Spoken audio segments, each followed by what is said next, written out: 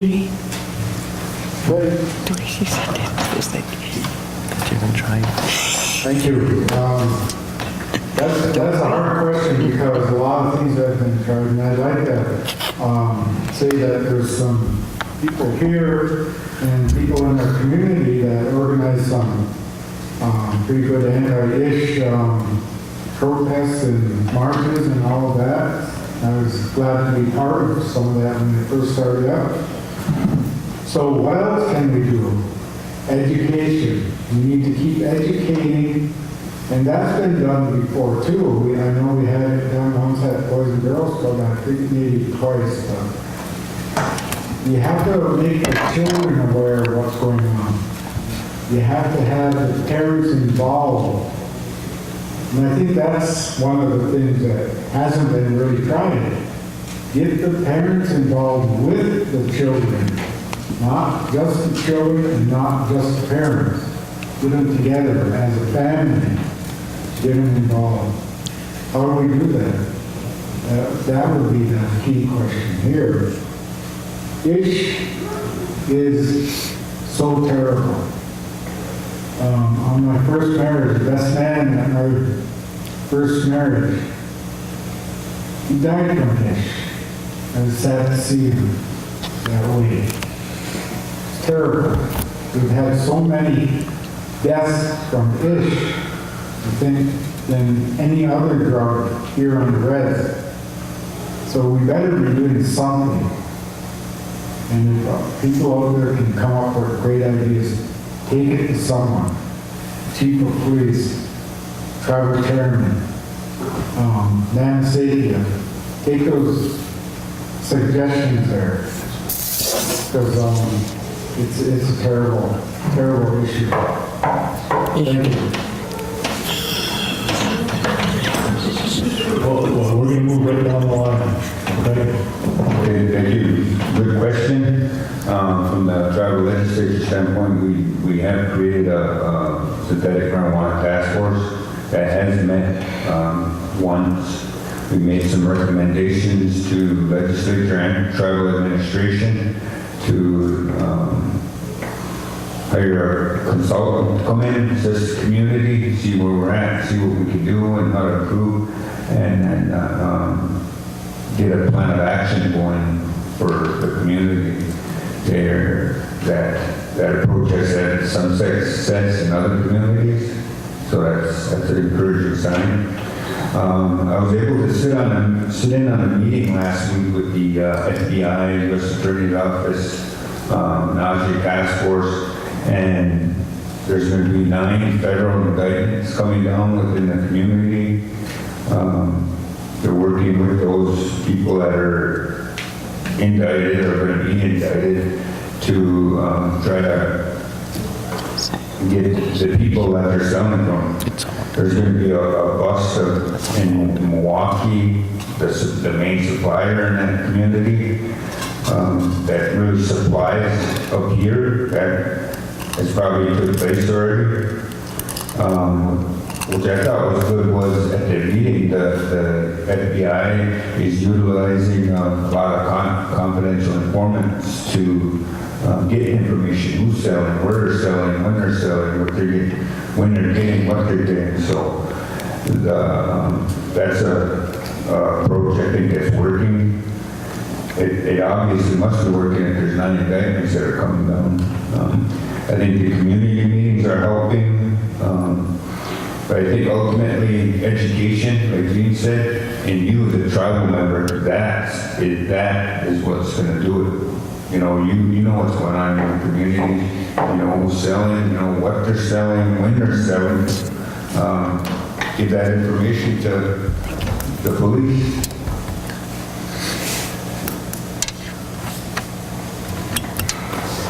Family involvement is going to be key. The time to act is now, and do whatever you can to get between yourself and drugs with your children. We are losing community members, we're losing family members, and we're losing people in the greater outskirts of our community population areas. Ish is a synthetic drug. When you go by and you see a family member or a community member that's taking a nap, they call that an ish nap. That person is basically comatose and they're on the verge of dying. Get between yourself and your family members. It's going to take community involvement. We need to get back to the basic values of what family means. We need to show one another that we are important. Our families are important. It's not just a you, a me, or a their issue. It's a our issue. And I think that community involvement is going to be one of the #1 factors that's going to help us tackle that issue, on top of educating everybody about what is actually involved with ISH.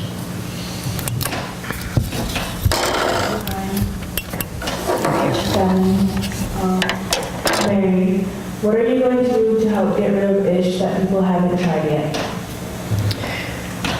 Well,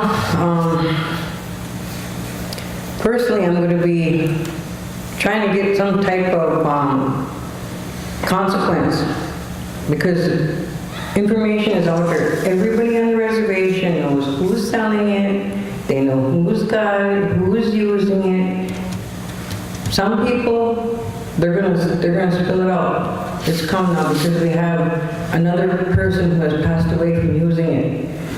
It's detrimental to our tribe. We need to address it, and it has to be a consequence. We all know who sells it, so therefore, there needs to be leverage for our legal system to prosecute them. It's a chemical that's killing our people.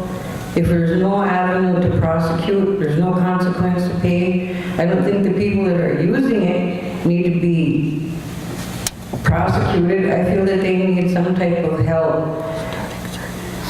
People on the reservation here, they're checking, our loved ones, they're falling over, you see them laying here. We're not blind to who's using it, but we need to address it for a consequence. That's part of the sovereignty rights that we have here, to adapt our own laws, ordinances, hold them accountable.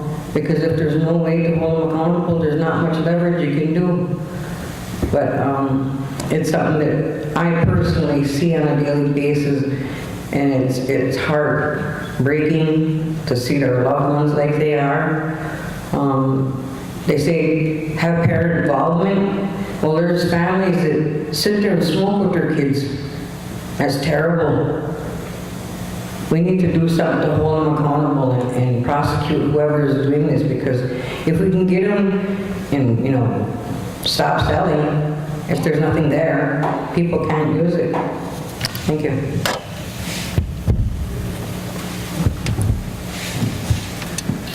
It's a tough question. What do we do to get rid of ISH? The first thing I'm going to say is stop the normalization. I'm going to call it synthetic marijuana.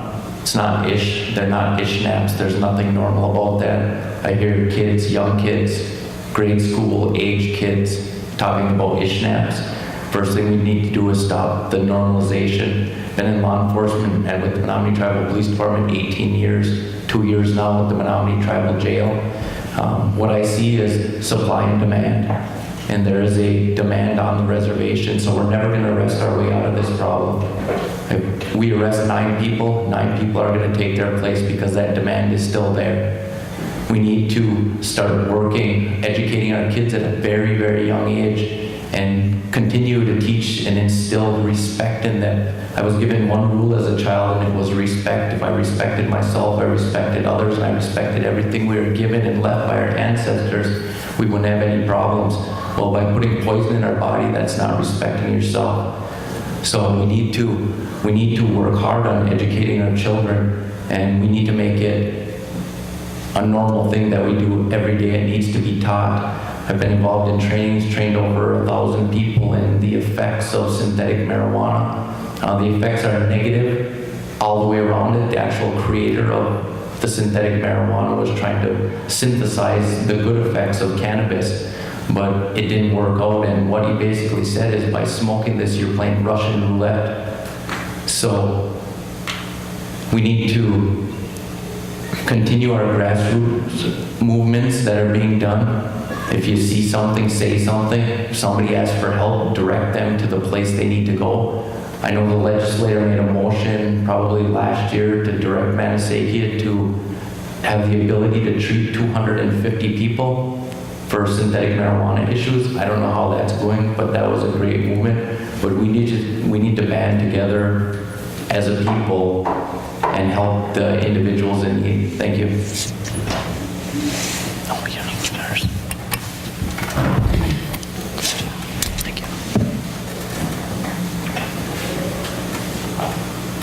So yeah, another great question, and agree with everybody else on the panel here in regards to working to resolve the issue. One of the things I think about is I don't know how many times you hear that ambulances get called to different individuals' homes because reactions to smoking this synthetic marijuana. And what I think at that point in time is as a lawmaking body, we could make it mandatory that they could put into treatment. And I think really, I mean, that to me is the only way out of this, is to get the people off of it. Like what was said here, I don't think you can police your way out of it.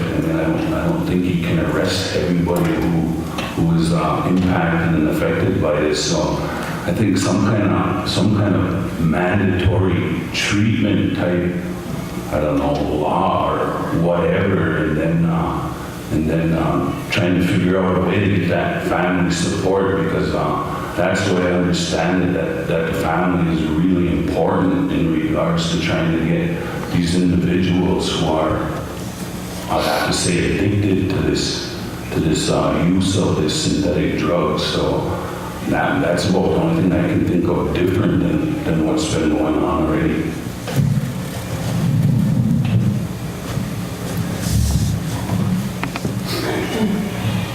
Culture is prevention, and I strongly believe that we need to help those suffering to connect with who they are and where they come from. Deep down in my heart, I know that once we reach families, individuals who are suffering from addiction with culture, that it will help them. Not overnight, but it will help them see who they really are as a Native person, learn their culture, learn their ways. I'm part of helping our people. It's a grassroots group that started in Yobit. And we've been to legislature meetings, the task force meeting, and I believe that we really need to keep up with our grassroots efforts. I mean, that's what's going to help community, our grassroots groups, because we're coming together as a community and we are trying to solve problems. I know there were a few people that, out of the group that helped people that were addicted to synthetic marijuana. And I believe it's more than synthetic marijuana. I believe we have, you know, the pill addiction. That's big. I think we really need to push our culture, because culture is prevention, and I strongly believe that.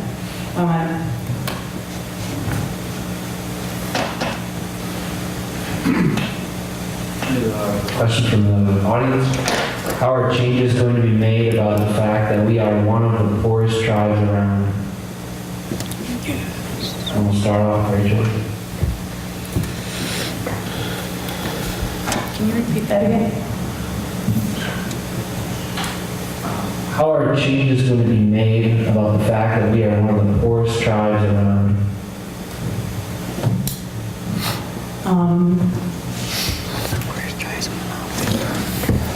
See, I don't look at us as poor.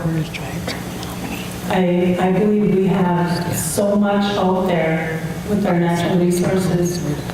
We have, this is our ancestral land. And not a lot of tribes can say that. And it really hurts my heart when I hear that, we're poor. We may be poor with money, but we are not poor as a tribe. We have so much to be proud of, so much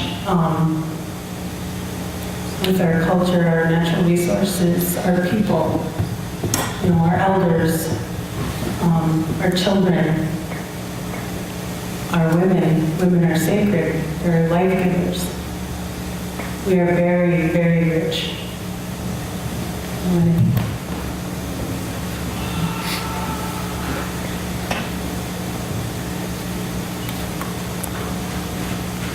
Tough act to follow. I mean, I totally agree with Rachel in regards to how wealthy we are as a people. I like the idea that we hold people accountable, though. I mean, we do have businesses that we run, and so we should expect certain things from those businesses, and if they're not being delivered, then those people need to be held accountable. I think that's one way of addressing whether we have enough money or not, but I really don't see too many people who are starving out there, and so we're not like third world country. We have a lot of resources. We have our educational resources, we have our medical resources, this goes on and on and on. And so maybe we don't got a lot of money in the bank, but we got a lot of, what would you call it, community. And so we build community that in turn will take care of this idea that we're poor as a people. Thanks.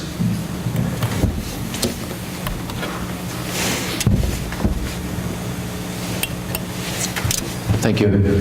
I do love Rachel's answer, but I'm going to answer it along the lines of economic development. I think our tribe needs to look at economic development. We have a casino down the road, and it's only gambling. I think we have an option to make that a more family-oriented business to attract families in. Maybe game rooms, a water park inside, something to bring people who aren't gambling to get them at our facility. It's going to bring us, we have to spend some money to get there, but we'll make it back eventually. We have Menominee Tribal Enterprises. I look at that quite often and just brainstorm about things that I see. I look at lumber yards or lumber stores, retail lumber, Menards and such, who kind of have cornered of the market, but they have to purchase their logs. They purchase their logs, a lot of them probably from us, make finished products, and they're still able to make a profit off it. I think we could develop a retail store to sell lumber out in Neopa, a true retail store, and build prefab trusses. Houses are always going to be built. There's always going to be a demand for houses to be built. I look at the prefab made garages that they sell out of different places. We have the ability to do all of that. It takes some spending of money to make money, but we're also creating jobs for our people. And logging's been our staple here on the reservation for hundreds of years, and with the proper management that it's having, I think that it's going to continue to be a staple. So I think in the long run that would be a very valid idea to look at to help our economy and hopefully bring us out of that ranking, how we're ranked as the poorest county in the state. Thank you. Just to restate the question, how are changes going to be made about the fact that we are one of the poorest tribes around? Well, most definitely we're going to be working towards better the quality of the Menominee people living. I feel that for years I've been asking for an aquatic center. It would help our elders, help our youth. We wouldn't be paying to go off the reservation for our children to go and utilize another place that's off. We'd have people that could run the place, manage it, lifeguards. We can go from that. Agriculture is another thing that I see that we could help. I'd like to see with some of the lands, maybe by Middle Village there, start a Shang farm. I'd like to see agriculture with other things that we can make.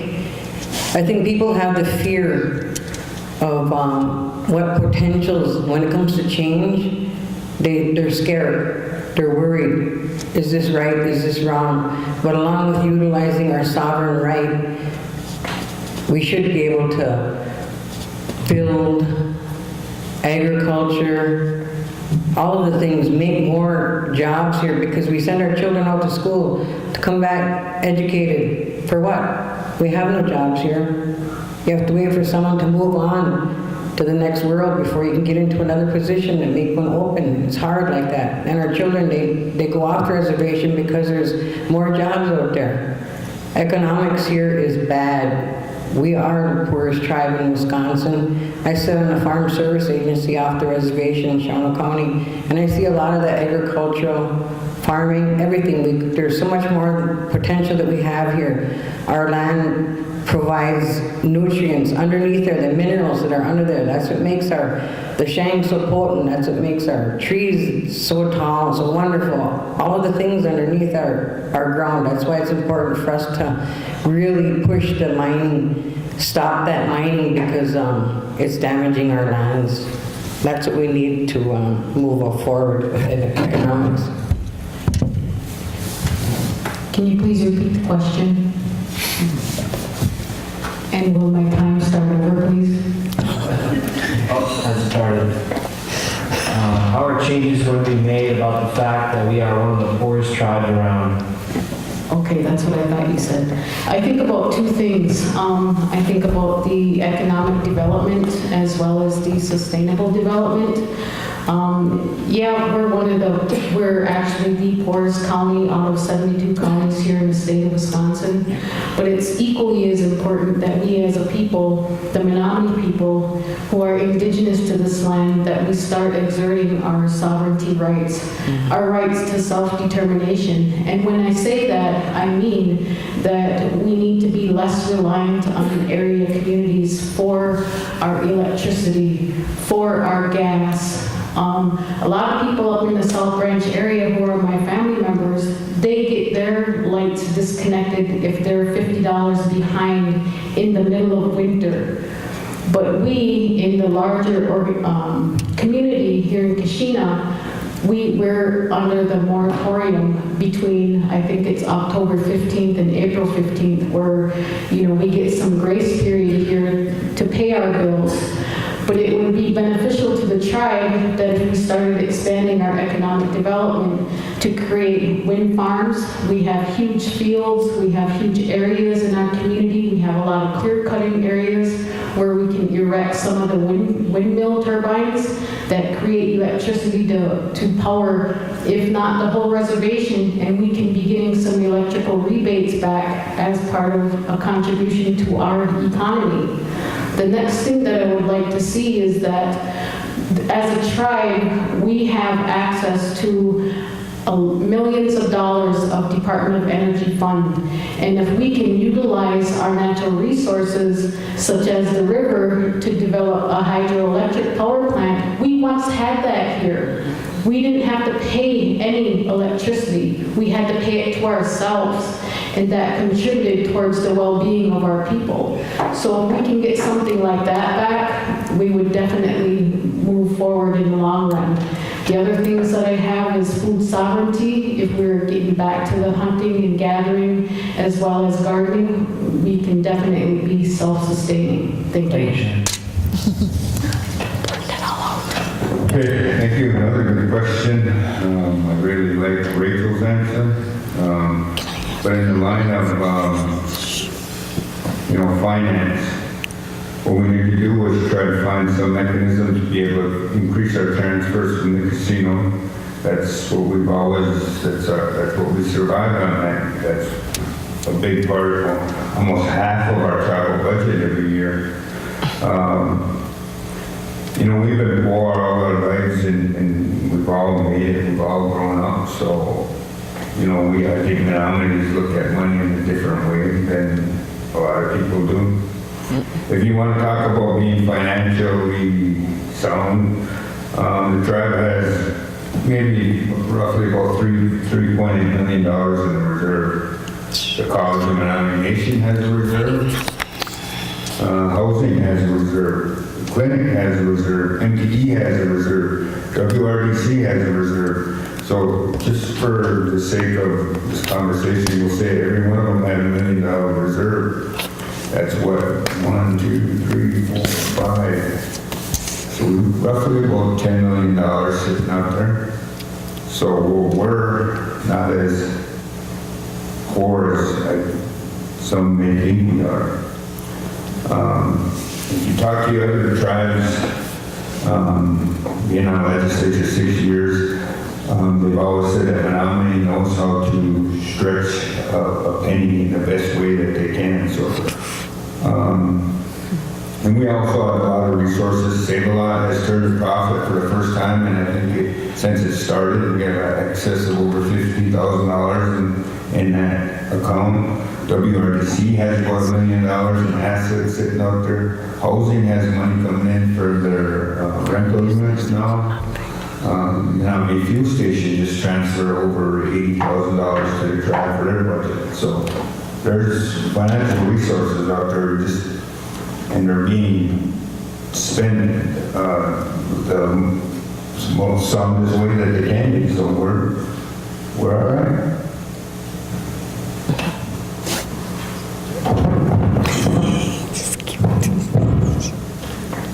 Get some good answers. Yeah, we're, in a way, we're the poorest economic tribe, one of the lower 72 counties. But resource-wise, all of what we have out there.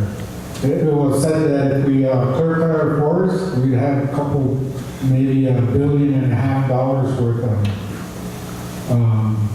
income if we clear cut our forests. So in that way, we're not poor, but we are poor in economic development. I've been on a casino board for 4 years on and off, and that's a tremendous job being chairman of that committee, trying to bring income in for the tribe. And I thought it pretty successful at it. So I know what some business aspects are. You get your best people out there, people smarter than you, and you put them to work. And one of the things we need to put them to work at around here is how do we create manufacturing jobs, not just the wood industry, other manufacturing jobs. Middle Village is a pretty big space there. We have a lot of places to create a manufacturing building. What do we do though? We have to match our local labor to what we can create as jobs. We have a college. At college, we're educating our people. Where are they going to go? We need to have some opportunities right here. I like to see that. We educate our people and they work here. So let's look at manufacturing jobs here on our reservation. Thank you. Okay, this question is again on the drug issue on the reservation. What about adopting the idea of becoming a dry reservation? Let's start with G.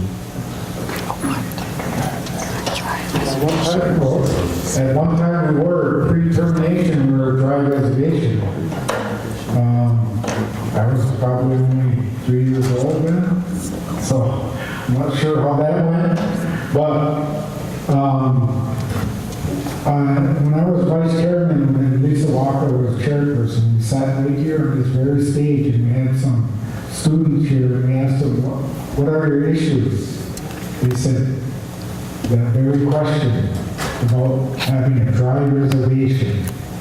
We said we'll take it back to legislators. Wow, that didn't go very far at all. Lisa and I and Regina, we tried to push that through, and for some reason there was some backlash there. It can be done, but the problem is